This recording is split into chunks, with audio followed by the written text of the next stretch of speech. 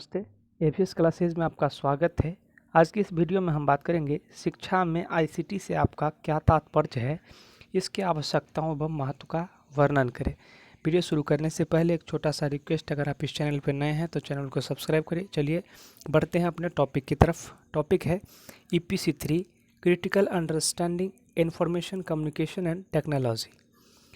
चलिए इस पर अब सबसे पहले समझते हैं इंफॉर्मेशन कम्युनिकेशन एंड टेक्नोलॉजी है क्या। तो इन्फॉर्मेशन यानी कि सूचना का तात्पर्य होता है जानकारी से, और जानकारी का कितना महत्व है ये जरा एक उदाहरण से समझते हैं। कोई बालक है, शरीर से हष्टपुष्ट, तेज और बुद्धिमान है। वो सेना में भर्ती होना चाहता है तथा एक सैनिक की समस्त आहर्ता वह पूरी करता है, लेकिन सेना की भर्ती कब, कहाँ तथा कैसी होती है, इसकी जानकारी न होने या समय से न जा पाने के कारण वह सेना में भर्ती का अवसर प्राप्त नहीं कर सका और सैनिक नहीं बन पाया। आजीवन इनका दुख उनके मन में रहेगा। यही सूचना का औचित्य है। अब देखते हैं संचार क्या है। संचार का तात्पर्य होता है सूचना हम तक कैसे पहुंच रही है। सूचना हम तक पहुंचना वही संचार कहलाता है। एक दूसरे प्रयास में कहा जाए तो जब किसी सूचना, भाव या विचार को अन्यों तक पहुंचाने का प्रयास किया जाता है तो इस प्रयास को हम संचार कहते हैं। और इस संचार में जो व्यवहार के लिए तकनीकी पक्ष होता है उन्हें हम प्रौद्योगिकी कहते हैं। तो ये था इंफॉर्मेशन कम्युनिकेशन एंड टेक्नोलॉजी। अब देखते हैं आगे। 21वीं सदी जो है सूचना एवं संचार प्रौद्योगिकी के विकास की सदी है। आज विज्ञान की प्रगति अपने चरम पर है। आज का युग सूचना एवं संचार प्रौद्योगिकी का युग है। मनुष्य का मस्तिष्क कितना सोच सकता है यह उसकी पराकाष्ठा है। Computer, internet, email, e-commerce, e-education, mobile और न जाने कितनी ऐसी प्रणालियां हैं जिन्होंने मनुष्य के जीवन को न केवल सुगम बनाया है बल्कि श्रम के शक्ति को समुचित अधिकतम उपयोग का मार्ग प्रशस्त किया जाता है। अब चलते हैं थोड़ा। कंप्यूटर तो सभी लोग जानते हैं। इंटरनेट जिसके माध्यम से आप हमें देख रहे हैं वो है। ईमेल जिसके माध्यम से हम अपने कोई दस्तावेजों को दूसरे तक पहुंचाते हैं वही ईमेल। ई कॉमर्स का मतलब होता है हम कोई बैंकिंग की सेवाएं ले रहे हैं इंटरनेट के माध्यम से, जो बैंकिंग की सेवाएं होती है, और कुछ होता है मोबाइल बैंकिंग। ये सारे चीज़ ई कॉमर्स के अंतर्गत आते हैं। और ई एजुकेशन, यह जो है शिक्षा जो है इंटरनेट के माध्यम से जो उपलब्ध हो पा रहा है वो एजुकेशन है। मोबाइल तो आप समझ ही रहे हैं। ये सारे संसाधन जो है हमारे जीवन के मार्ग को बहुत ही आसान कर दिया है और अधिक से अधिक काम करने के लिए यह टेक्नोलॉजी हमारे जीवन को रास्ता बतलाया है। सूचना एवं संचार प्रौद्योगिकी पर अब देखते हैं। संचार प्रौद्योगिकी का अभिप्राय जो होता है वह होता है शिक्षण व अनुदेशन प्रक्रिया में संचार माध्यमों का सार्थक प्रयोग। अब जरा देख लेते हैं, ये दो टर्म आया है, शिक्षण और अनुदेशन क्या होता है। सबसे पहले शिक्षण पे देखते हैं। शिक्षण क्या है? तो नियोजित अथवा अनियोजित किसी भी रूप में प्रदान किए जाने वाला समान प्रकृति का ज्ञान होता है यह शिक्षण, जो छात्रों तक समझ के साथ आसानी से पहुंचाया जाता है। ये तो था शिक्षण। अब अनुदेशन क्या है?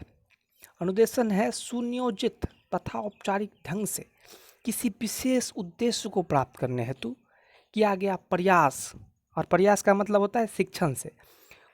प्रयास को हम क्या कहते हैं? अनुदेशन कहते हैं। यह था शिक्षण एवं अनुदेशन। अब क्या है कि संचार प्रौद्योगिकी का अभिप्राय शिक्षण व अनुदेशन प्रक्रिया में संचार माध्यमों का सार्थक प्रयोग है। परंपरागत शिक्षा प्रणाली में आधुनिक संचार प्रौद्योगिकी ने जहां कक्षागत शिक्षण को अधिक प्रभावी व सहज बनाया है, वहीं दूसरी ओर दूरस्थ शिक्षा प्रणाली में शिक्षक या अनुदेशन तथा छात्रों के बीच भौगोलिक दूरी के अधिक होने के कारण शिक्षार्थियों तक अधिगम सामग्री पहुंचाने के लिए विभिन्न प्रकार के आधुनिक संचार माध्यमों तथा प्रविधियों का प्रयोग किया है। संचार प्रौद्योगिकी के माध्यम को जानने के लिए शिक्षण तथा अनुदेशन में अंतर जान लेना आवश्यक है। यद्यपि शिक्षण व अनुदेशन दोनों ही ज्ञान के आदान प्रदान प्राप्ति के साधन है। अभी कुछ देर पहले हम शिक्षक अनुदेशन को बताए हुए थे। अब देखते हैं सूचना एवं संचार प्रौद्योगिकी से तात्पर्य उस विज्ञान से है जो दो या दो से अधिक व्यक्तियों या संस्थाओं या कार्यकर्ताओं के बीच परस्पर सूचनाओं के आदान प्रदान संबंधित प्रविधियों का अध्ययन तथा विकास करती है। कहने का तात्पर्य है दो व्यक्तियों के बीच, दो संस्थाओं के बीच, दो कार्यकर्ताओं के बीच आपसी बातचीत होता है, उससे संबंधित प्रविधि का या सूचना और प्रौद्योगिकी अध्ययन और विकास करती है। शिक्षण व अनुदेशन दोनों ही सूचनाओं को प्राप्त करने, प्रक्रमित करने तथा छात्रों तक पहुंचाने से संबंधित क्रियाएं हैं। दोनों में क्या करते हैं, हम सूचनाओं को प्राप्त करते हैं, और प्रक्रमित का मतलब होता है संग्रह करना, हम इकट्ठा करते हैं। संचार प्रौद्योगिकी विभिन्न साधनों का प्रयोग सूचनाओं की प्राप्ति, प्रक्रमीकरण व संचरण की इस प्रक्रिया को अधिक सहज, सुविधाजनक तथा प्रभावी बनाती है। संचरण का मतलब होता है आगे बढ़ाने में, और प्रक्रमीकरण का मतलब होता है सूचना को इकट्ठा करना। संचार प्रौद्योगिकी वस्तुतः प्रेषकों तथा प्रापकों को न केवल निर्देशित करती है, वरन शिक्षण अधिगम की प्रक्रिया की संचालन में सहायता करती है। यहाँ एक टर्म आया है प्रेषकों। प्रेषकों का मतलब होता है जो हमें ज्ञान पहुँचाता है हम तक, तो ज्ञान पहुँचाने का काम तो शिक्षक ही करेंगे, तो यहाँ प्रेषक का मतलब शिक्षक से हो जाएगा, और प्रापकों तो शिक्षार्थी और छात्रगण जो ग्रहण करेंगे वो हो जाएगा प्रापकों। अब सूचना एवं संचार प्रौद्योगिकी से तात्पर्य सूचनाओं का तीव्र गति से एकत्रीकरण, प्रस्तुतिकरण, प्रबंधन, प्रक्रमीकरण, संचरण एवं प्रसारण करने के लिए प्रयुक्त की जाने वाली सभी प्रकार की तकनीकों, विधाओं, पद्धतियों अथवा उपकरणों आदि से है। यहाँ है एकत्रीकरण। एकत्रीकरण का मतलब हो गया इकट्ठा करना। प्रस्तुतिकरण का मतलब हम आपके सामने कैसे पेश करते हैं, वो हो गया प्रस्तुतिकरण। प्रबंधन का भी मतलब होता है वहीं कैसे हम आपके सामने प्रस्तुत करेंगे, और प्रक्रमीकरण का तो बताए हुए थे। संचरण का मतलब होता है आगे बढ़ाना, और प्रसारण का मतलब होता है कोई चीज़ हम आप लोगों के बीच किस माध्यम से प्रस्तुत कर रहे हैं, कैसे प्रस्तुत कर रहे हैं और कहाँ से प्रस्तुत कर रहे हैं, यह प्रसारण के अंतर्गत आता है। सभी प्रकार की तकनीकों, विधाओं या पद्धतियों अथवा उपकरणों आदि से ये सारे चीज़ सूचना प्रौद्योगिकी से लगाया जा सकता है।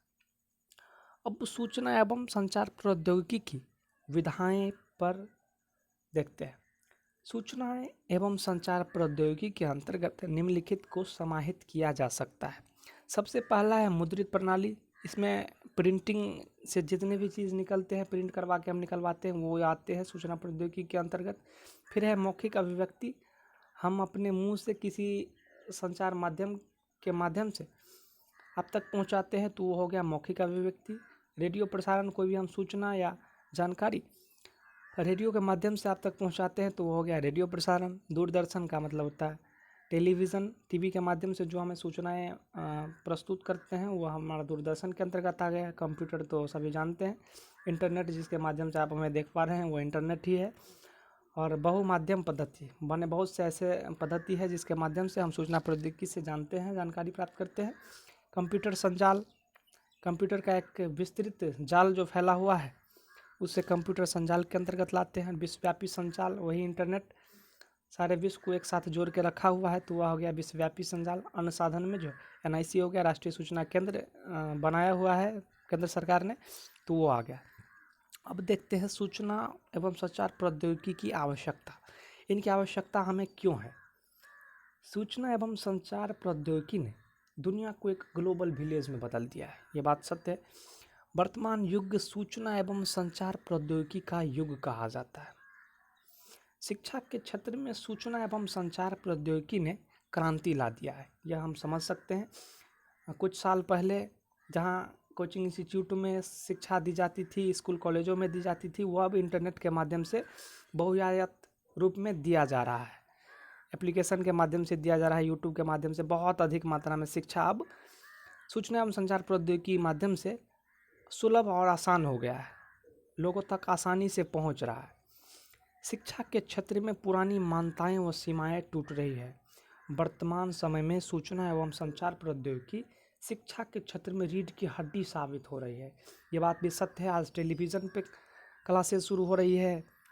कोई भी कोर्स की तैयारी करने के लिए लोग दूर दूर तक जाते थे, वो अब दूर जाना नहीं पड़ रहा है, अब आसानी से मोबाइल पे या लैपटॉप पे शिक्षा उपलब्ध हो पा रहा है, कितना भी अच्छा से अच्छा। दिन प्रतिदिन सूचना एवं संचार प्रौद्योगिकी की आवश्यकता एवं उपयोगिता महसूस की जा रही है। नई शिक्षा नीति 1986 से आधुनिकीकरण के संदर्भ में कंप्यूटर साक्षरता एवं सूचना प्रौद्योगिकी के लिए जो सिफारिश दी, उन्हें हम शिक्षा के क्षेत्र में कार्यात्मक रूप से देख रहे हैं। उसी आधार पर सूचना प्रौद्योगिकी के बढ़ते नित्य नए आयामों का उपयोग कर हम शिक्षा में उन्नयन कर रहे हैं। सूचना प्रौद्योगिकी के अंतर्गत जितने भी नए नए टेक्नोलॉजी आ रहे हैं, उन सभी का हम उपयोग करके शिक्षा को आगे और अधिक उन्नत बनाने में योगदान कर रहे हैं। इंटरनेट के माध्यम से ई एजुकेशन, वर्चुअल विश्वविद्यालय, ई कॉमर्स, टेली कॉन्फ्रेंसिंग आदि के माध्यम से छात्र नवीनतम ज्ञान सफलतापूर्वक खोज पाते हैं और उनका दृष्टिकोण व्यापक होता है। 21वीं सदी में प्रवेश कर चुके वर्तमान में भारत देश में भी ऐसी स्थिति है कि आज भी विश्वविद्यालय व कॉलेजों के लगभग 20 लाख शिक्षक अप्रशिक्षित है। दूसरा है, साक्षरता की स्थिति भी विकसित राष्ट्रों के समकक्ष नहीं है। तीसरा है, ग्रामीण परिवेश में आज भी शिक्षा केंद्रों की आवश्यकता है।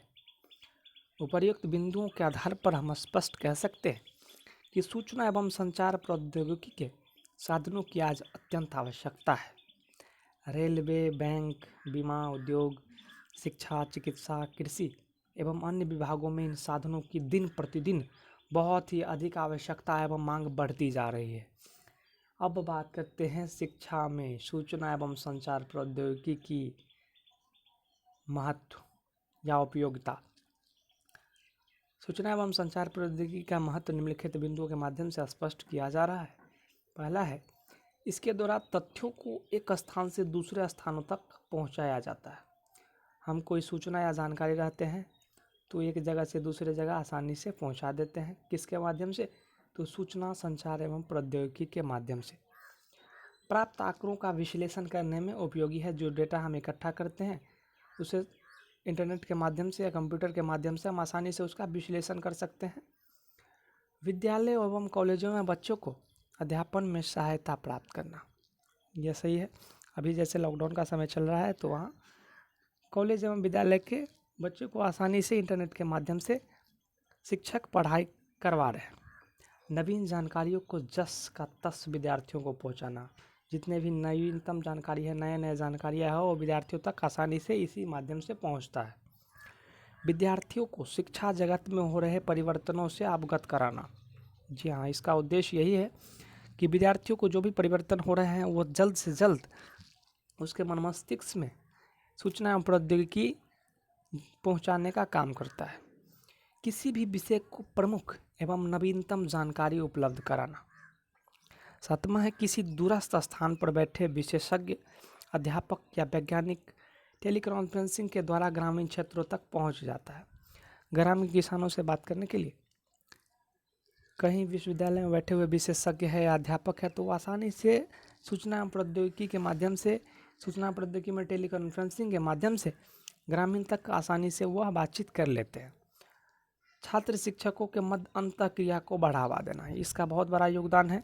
हम स्कूल कॉलेजों में जो पढ़ते हैं साथ ही साथ उनसे सूचना प्रौद्योगिकी के माध्यम से हमें बातचीत भी होती रहती है, तो वह एक महत्वपूर्ण योगदान दिया है, इसकी उपयोगिता है। इंटरनेट द्वारा जिज्ञासाओं को पूर्ण करना। हमें जानकारी अपूर्ण लगती रहती है, हमें कुछ अच्छी चीज़ खोजने की आवश्यकता होती है, तो हम अपने जिज्ञासा को इंटरनेट पर सर्च के माध्यम से अपनी जिज्ञासा को पूर्ण कर लेते हैं। विद्यार्थियों की जिज्ञासाओं को पूर्ण करना, अगर कोई शिक्षक है उनसे अगर कुछ सवाल पूछ लिए, अगर उनको भी नहीं पता हो रहा है तो वो इंटरनेट के माध्यम से ढूंढ के उनकी जिज्ञासाओं को शांत करने का काम करते हैं शिक्षक। विश्व के प्रमुख संदर्भ ग्रंथों या पुस्तकों से विद्यार्थियों को परिचित कराना। इंटरनेट के माध्यम से सारे किताब व ग्रंथ दुनिया के हमें आसानी से उपलब्ध हो जाते हैं और जिन्हें पढ़कर हम अभिभूत होते हैं। ईमेल द्वारा विद्यार्थियों की समस्याओं को समाधान करना। विद्यार्थी की कोई समस्या है तो उसे समाधान करने के लिए शिक्षक ईमेल का इस्तेमाल करते हैं। जीवन कौशल में सृजनात्मक, सकारात्मकता, जागरूक व नवीन ज्ञान प्राप्ति, कैरियर निर्माण में साधनों द्वारा प्रसारित कार्यक्रम बहुत ही अधिक उपयोगी है। विद्यालय में परीक्षार्थियों से संबंधित अंक तालिका, मूल्यांकन, परिणाम तैयार करने में इसका योगदान बहुत ही अधिक है। शिक्षण दक्षता के विकास में भी उपयोगी है। अतः हम कह सकते हैं कि शिक्षा में सूचना एवं संचार प्रौद्योगिकी का महत्वपूर्ण योगदान है। इसके बिना आधुनिक जीवन की कल्पना करना संभव नहीं थे। यथा सूचना संचार एवं प्रौद्योगिकी की आवश्यकता, उपयोगिता, महत्व अब अगले वीडियो में कोर्स 1 पे बनाएंगे। तब तक के लिए धन्यवाद।